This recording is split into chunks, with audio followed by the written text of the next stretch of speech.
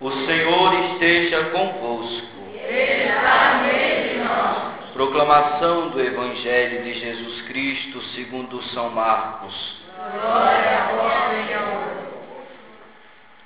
Naquele tempo, quando Jesus saiu a caminhar, veio alguém correndo, ajoelhou-se diante dele e perguntou: Bom mestre, que devo fazer para ganhar a vida eterna? Jesus disse: Por que me chamais de bom? Só Deus é bom e mais ninguém. Tu conheces os mandamentos: não matarás, não cometerás adultério, não roubarás, não levantarás falso testemunho, não prejudicarás ninguém. Honra teu pai e tua mãe. Ele respondeu: Mestre, tudo isso tenho observado desde a minha juventude. Jesus olhou para ele com amor e disse: Só uma coisa te falta. Vai, vende tudo o que tens e dá aos pobres, e terás um tesouro no céu. Depois vem e segue-me. Mas quando ele ouviu isso, ficou abatido e foi embora cheio de tristeza, porque era muito rico. Então Jesus olhou ao redor e disse aos discípulos: Como é difícil para os ricos entrar no reino de Deus. Os discípulos se admiravam com estas palavras, mas ele disse de novo: Meus filhos, como é difícil entrar no reino de Deus. É mais fácil um camelo passar pelo buraco de uma agulha do que um rico entrar no reino de Deus.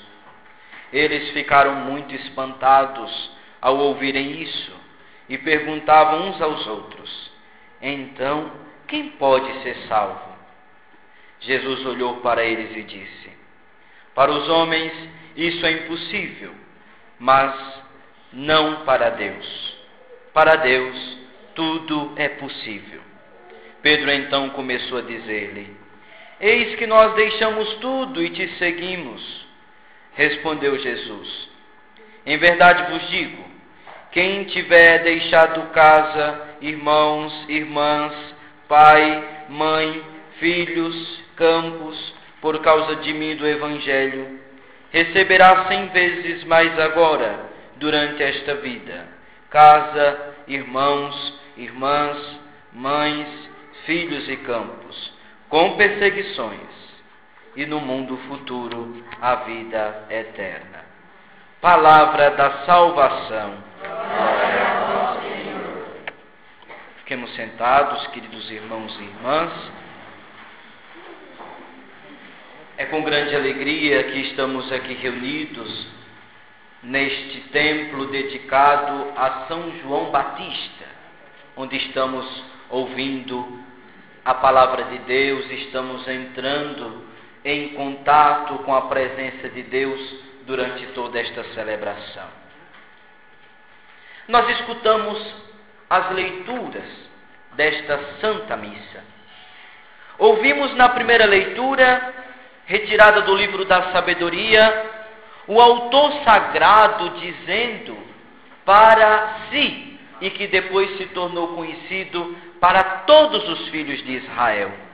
Quem foi o autor do livro da Sabedoria? Uns dizem que foi o grande Salomão.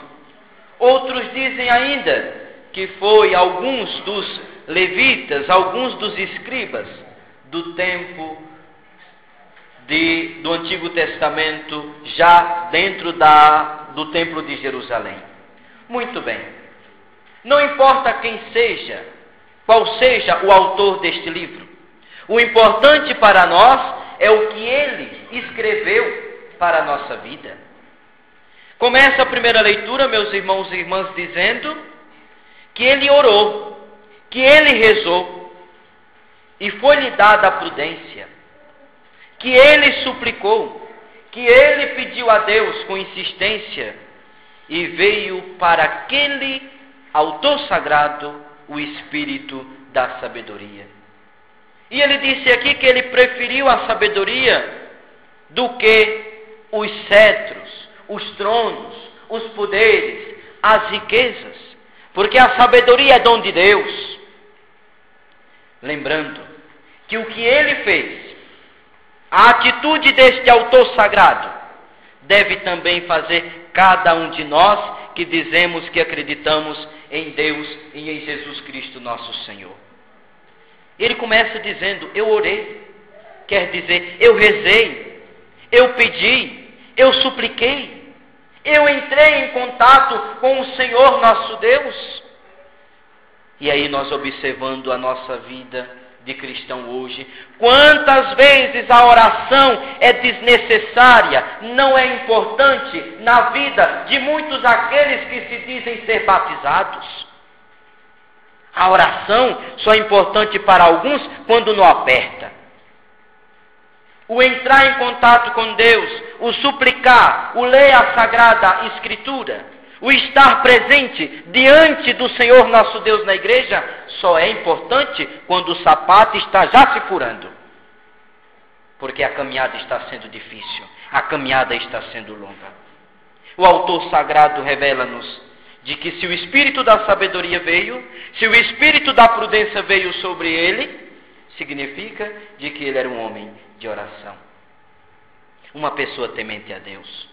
Quando a gente é uma pessoa sensível para com Deus, para com o sagrado, a gente é sábio. No meio da dificuldade, no meio da discussão, nós saberemos calar.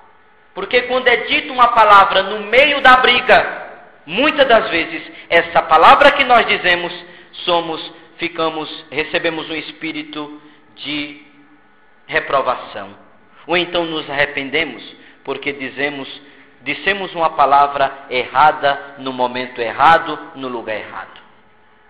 Eu conheço muitos casais, muitos pais, que voltaram atrás, que pediram perdão, ou outros que não quiseram se perdoar e se destruíram por causa de uma palavra, por causa de um fuxico, por causa de uma desprudência diante daquele fato, diante daquela dificuldade. Então, ser de Deus é ser uma pessoa de oração. E os frutos da oração, ela é contemplada, ela é doada para cada um de nós que dizemos que verdadeiramente acreditamos no Senhor. Por isso, ser católico não é ser pagão batizado, não. Não é viver no mundo como os outros vivem, não. Devemos viver no mundo, mas sempre com o pensamento de que não pertencemos a este mundo. Devemos usar as coisas deste mundo, mas ela não deve nos sufocar, nem nós devemos nos apegar a ela, porque essas coisas que existem no mundo não nos levam a lugar nenhum. Por isso que Jesus Cristo disse no Evangelho, como é difícil um rico entrar no reino dos céus. Mas não é só o rico, não. Às vezes também, muitos dos que não têm nada na vida, mas que está apegado a algum bem material, a alguma pessoa, a alguma coisa, alguma dificuldade, que o lhe atrai, que lhe deixa no chão. E aí nós vamos entender, meus irmãos e irmãs, o porquê o autor sagrado rezou para pedir prudência e sabedoria. Uma pessoa prudente, ela sabe por onde caminha. Uma pessoa sábia sabe fazer a coisa certa no momento de dificuldade. No momento de dificuldade. E aí nós vamos entender por que o autor sagrado, na segunda leitura, retirada da carta aos Hebreus, está dizendo que a palavra de Deus é viva, que a palavra de Deus ela é eficaz, ela é cortante, do que qualquer espada de 2 gumes. Sabe por quê? Diz o autor sagrado, porque ela penetra até dividir o espírito e a alma, as articulações e a medula. E o interessante é dessa palavra aqui, que ela está dizendo que a palavra de Deus ela é viva e eficaz, que ela corta, é tão penetrante, porque a palavra de Deus ela faz com que o nosso pecado seja descoberto. A nossa limitação, as nossas dificuldades seja colocada na balança de Deus. É quando nós ouvimos a palavra de Deus que nós olhamos assim para a nossa vida e dizemos assim, olha, não dá para continuar desse jeito. Porque você sabe qual é o pecado que você tem e que você sabe muito bem que este pecado, se você não mudar, vai lhe levar para o inferno. Eu sei disso. Eu sei da minha vida. Eu sei do meu pecado. E é justamente a palavra de Deus que faz com que eu analise muito bem a situação que eu estou vivendo. Sabe por quê? Diz o final da segunda leitura. Vamos ler versículo 13. Pegue o jornalzinho. O que é que está dizendo aí? Número 13. E não há criatura que possa ocultar-se diante dela. Quer dizer, da palavra de Deus. E continua. Tudo está nu e descoberto aos seus olhos. E é ela que devemos prestar conta. Veja que coisa séria. Tudo está nu. Tudo está descoberto diante da palavra de Deus, diante da presença de Deus. Não pensemos que Deus, Ele está atrás de colunas, com um caderninho, esperando a hora que nós vamos pecar para anotar no seu livro e depois nos lascar no final da vida, não. Não. Mas também não pensemos que a misericórdia de Deus deixará a justiça sem agir com as suas mãos. Não. O que é que está dizendo aqui? Não há criatura que possa ocultar-se diante dela. As que creem em Deus e as que não creem também. Porque às vezes nós pensamos que somente os que acreditam em Deus é que serão julgados. Somente os que são cristãos, somente os que acreditam no nosso Deus Todo-Poderoso é que serão julgados. E não, todos os que creem e os que não creem. Os que vivem a palavra de Deus, os que conhecem a palavra de Deus e os que não vivem. Por isso que uma pessoa que não é cristã, uma pessoa que não conhece a Jesus, lá do outro lado do mundo, no Oriente, que vivendo a sua vida reta, vivendo uma vida honesta, que não mate ninguém, que não roube, que não jure falso testemunho, essa pessoa no final de sua vida também será julgada por Deus. E se Deus achar que aquela pessoa merece, independente que seja batizada ou não, que seja cristão ou não, ela alcançará a misericórdia de Deus também. Porque todos somos criaturas de Deus, todos saímos do mesmo lugar e voltaremos para o mesmo lugar de onde saímos. Por isso que diz a palavra de Deus. Então não pensemos que aquilo que fazemos longe de tudo e de todos, ninguém viu, ninguém sabe, ninguém nunca saberá. Cuidado, que mentiras têm pernas curtas. Podemos esconder um dia, 1 ano, 10 anos, 20 anos, 30 anos, um dia descoberto. Porque é a palavra de Deus. E aí por isso que entendemos, porque ela divide articulações e medulas. Entende a riqueza da palavra de Deus? Por isso que no Evangelho, Jesus Cristo ia andando, e um jovem, diz a palavra de Deus, aí alguém veio correndo, quer dizer, não veio andando, veio rápido, porque o Senhor estava passando, aquele que era a palavra eterna, aquele que era Filho de Deus estava caminhando, estava chegando na sua redondeza, e aquele jovem se aproxima de Jesus. Ele era um jovem temente a Deus, ele era um jovem que observava os mandamentos da lei do Senhor, mas estava apegado ainda às coisas materiais, estava apegado ainda à sua riqueza, estava apegado ainda àquelas dificuldades que lhe prendiam na vida. Era uma pessoa que temia Deus, mas faltava muita coisa para verdadeiramente ser de Deus. Gente, isso é muito sério. Ele cumpria tudo aquilo que disse o mandamento. Jesus Cristo, ele perguntou: bom mestre, o que devo fazer para alcançar a vida eterna? E o que foi que Jesus disse? Tu conheces os mandamentos.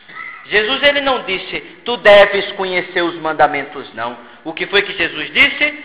Tu conheces os mandamentos, quer dizer, tu já sabes. Tu já sabes quais são os mandamentos da lei de Deus. Mas mesmo assim, Jesus, ele saiu nomeando alguns. Ele disse, não matarás, Tu não deves cometer adultério. Continua: não roubarás, não levantarás falso testemunho, não prejudicarás a ninguém, e etc, e etc. Honra teu pai e tua mãe. Observe que às vezes, principalmente neste tempo de política, onde houve tanto fuxico, meu Deus, contra os políticos, sabemos que muitos não prestam, mas colocaram tudo no mesmo balaio, e até os que são inocentes foram julgados pela má língua do povo. E às vezes nós entramos nessa também, e nos esquecemos que o falso testemunho, que o julgamento é pecado mortal, igual feito você matar alguém. Se não tivesse esse peso, não estava escrito nos 10 mandamentos da lei de Deus. Não matarás, não roubarás, quer dizer, não defraudes a ninguém, não adultere, seja fiel ao esposo, à esposa, à sua vocação de consagrado, porque não só adultera quem é aquele que é casado, aquele que já tem seu companheiro e sua companheira, não. Também o religioso, ele não tem que adulterar, ele tem que honrar o voto de castidade, o voto de obediência e o voto de pobreza que um dia fez diante do altar do Senhor nosso Deus. Jesus, ele coloca todos no seu crivo. Não levantarás falso testemunho, não prejudicarás a ninguém. Porque às vezes uma palavra maldita leva à morte também. Só que aquele jovem, ele sabia tudo isso. Mas Jesus Cristo disse: olha, irmãozinho, mas somente uma coisa está te faltando. Vai e vende tudo o que tu tens, quer dizer, desapega disso. Abandona isto, dá aos pobres, quer dizer, aquilo que tu tens, pratica caridade, o pouco que tu tens também, pobre, divide com o teu irmão que nada tem.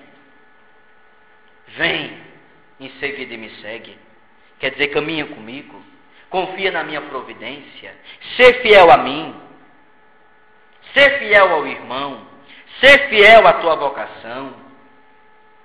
Só que aquele jovem, ele não queria se desapegar da sua vida cômoda, da sua vida boa. Ele não queria dividir nada do que ele tem com o pobre, com a comunidade. E saiu triste. O que é que eu tenho? O que é que você tem que a gente às vezes precisa dar para dado daquilo que tem para os que não têm e que até agora nós não fizemos? É triste observar nas nossas igrejas, quando chegamos no momento de dificuldades: ô irmão, pedimos a todos a colaboração, que você ajude o pobre, traga uma roupa, traga 1 quilo de alimento não perecível para doarmos aos irmãos necessitados. Muitos vão lá no armário, pega aquele produto que está já se vencendo e traz para dar ao outro. Ou até o vencido mesmo. Às vezes diz assim: irmão, traga uma roupa para dar aos que estão nus. Pega aquele sapato furado, que já não se usa mais em casa, e leva para o irmão.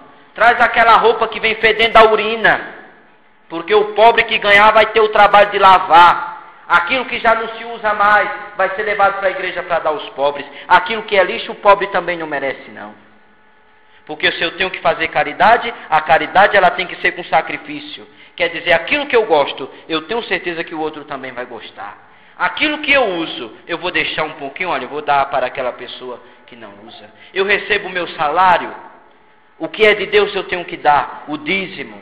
Mas também quando o irmão necessitar, eu também tenho que fazer esse sacrifício e dar daquilo que eu tenho. Isto é o espírito de desapego. Foi esse espírito que Jesus pediu para o jovem rico abandonar, para que o jovem rico abraçasse para seguir a sua vida cristã. Mas ele não quis saber disso. A palavra de Deus foi dita, a palavra de Deus foi proclamada para aquele jovem, e ele não quis mudar de vida. E eu observo, meu Deus, que a mesma coisa acontece hoje. A palavra de Deus está sendo dita. Eu posso chegar no final dessa celebração e dizer: mas este religioso, o cônego falou muito bonito, mas eu não vou mudar de vida não. A palavra de Deus diz em Abacuque, capítulo 3, versículo 2. Abacuque estava dizendo: Senhor, aviva a tua obra no meio dos anos. Ele pediu isso ao Senhor. Ele não disse: Senhor, aviva a tua obra no começo. Ele não disse: Senhor, aviva a tua obra no final. Ele disse: Senhor, aviva a tua obra no meio dos anos. Significando isto, que é justamente no meio, é justamente na caminhada que estamos fazendo que nós nos acomodamos. Até mesmo no meio do casamento. É justamente no meio que a mulher se relaxa, que o homem também. É justamente no meio que assim está bom, não vamos mudar nada. Às vezes a gente tem condição de mudar alguma coisa, mas não queremos, porque a acomodação que estamos vivendo está bom. E Abacuque disse: aviva, ó Senhor, a tua obra no meio dos anos. Quer dizer, no meio da caminhada, no meio da dificuldade que eu estou vivendo agora, como eu sempre vivi, mas a partir de hoje eu vou fazer diferente. Aviva, ó Senhor, a tua obra no meio dos anos. E aí ele chegou à conclusão: eu preciso mudar. Eu preciso mudar. Eu preciso mudar. Esse mesmo Espírito, você que está hoje nesta celebração, é convidado a fazer: eu preciso mudar. Em que eu preciso caminhar? Em que eu preciso deixar de lado para seguir melhor a Cristo? Será que é a minha preguiça de não vir à igreja todos os domingos? Será que é a minha mesquinhez de não ajudar, de não colaborar com o dízimo, de não colaborar com a comunidade, com aquele pouco que eu tenho? Será que é deixar de falar menos da vida do outro para caminhar melhor? Será que é deixar de pensar que eu já sei tudo, que eu caminho na igreja, não preciso de formação, não preciso de palavra de padre, não preciso mudar nada, porque assim eu já estou e não vou mudar? Será que é este pensamento que está me dominando? Aviva, ó Senhor, a tua obra no meio dos anos. Irmãos, a palavra de Deus diz a segunda leitura: ela é penetrante, ela divide, ela separa. E hoje justamente o Espírito Santo está nos dizendo: devemos nos separar daquilo que nos impede de vermos a Deus face a face. Observa a tua vida. O que é que estás precisando mudar para que o Senhor aviva a obra da tua vida no meio dos anos? O jovem rico, ele não quis mudar, mas mesmo assim Jesus proclamou a palavra para a sua vida. Não façamos como o jovem rico. Mudemos a partir de hoje. Que terminando esta celebração, nós voltando para a nossa casa, possamos dizer: a partir de hoje eu vou fazer diferente. A partir de hoje eu serei um cristão de verdade. Falarei menos, não julgarei mais os outros. Vou honrar meu pai e minha mãe, porque eu sei que eles me deram a vida. E eu sei que um dia vou amanhecer e não vou poder dizer bença mãe, nem bença pai. Muitos já tiveram a dura experiência de perder seus pais. E é justamente quando perdemos é que valorizamos. É justamente nesse momento. Você que tem pai vivo, tem mãe viva, não espere chegar este dia para dizer: ai pai, ai mãe, como eu te amo. Não. Honre, respeite. Porque todos os dias eu tenho esse pensamento. Minha mãe é nova, meu pai é novo. Minha mãe tem 41 anos, meu pai tem 44 anos. Mas todos os dias praticamente eu converso com eles. E como é bonito para mim. A primeira palavra que eu no telefone digo a ela: bença mãe. Bença minha mãe. E é bonito ouvir: Deus te abençoe. E sabe o que é que eu penso? É que um dia eu não ouvirei mais isso da minha mãe, nem do meu pai. Por isso que eu os respeito. Por isso que eu os amo agora. Porque depois será tarde demais.